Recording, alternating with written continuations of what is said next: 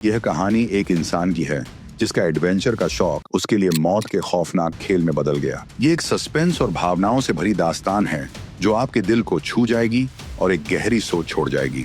स्वागत है नटी पट्टी केव ट्रेजेडी के इस काले अध्याय में।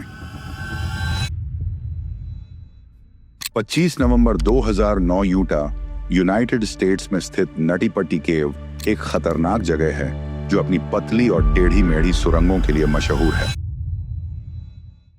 यह केवल विशेषज्ञ गुफा खोजकर्ताओं के लिए है क्योंकि यहाँ एक गलती और मौत के बीच का फर्क केवल कुछ सेकंड का होता है। उस रात जॉन एडवर्ड जोन्स, एक 26 साल के मेडिकल छात्र, ने अपने परिवार के साथ नटी पट्टी केव का रुख किया। उनका इरादा था अपने बचपन की यादों को ताजा करने का, जब वे स्पेलंकिंग किया करते थे। लेकिन उनका यह फैसला एक कहानी बन गया जो कभी भुलाई नहीं जा सकती। शुरुआत का सफर शाम के 8 बजे।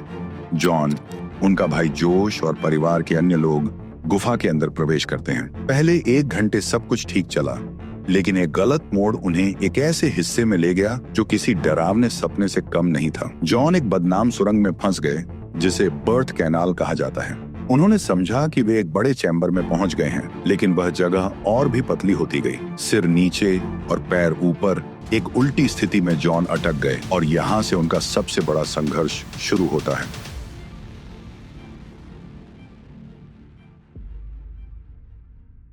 घुटन और संघर्ष। जॉन ने कोशिश की अपने आप को उस सुरंग से निकालने की, लेकिन हर हरकत उन्हें और ज्यादा फंसा रही थी। अंधेरी गुफा और हवा की कमी उनकी ऊर्जा और इच्छा शक्ति को धीरे धीरे तोड़ रही थी। जोश ने रेस्क्यू टीम को बुलाया। तब तक जॉन कई घंटों से उस स्थिति में थे और उनकी हालत खराब होती जा रही थी। हर पल उनके और मौत के बीच का फासला कम कर रहा था। रेस्क्यू मिशन का संघर्ष 100 से अधिक रेस्क्यूअर, जिसमें विशेषज्ञ गुफा खोजकर्ता और पैरामेडिक्स शामिल थे, रेस्क्यू के लिए आए।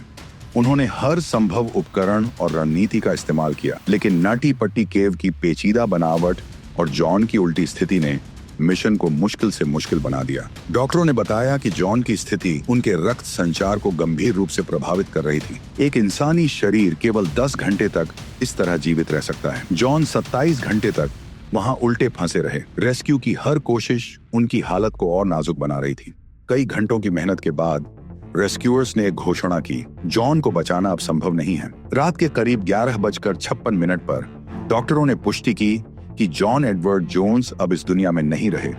ये खबर सुनकर उनका परिवार और रेस्क्यू टीम टूट गए।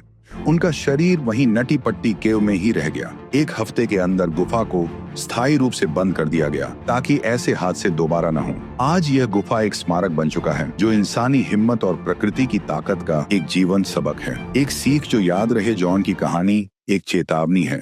एडवेंचर का प्यार गलत नहीं है, लेकिन सुरक्षा का ध्यान रखना सबसे जरूरी है।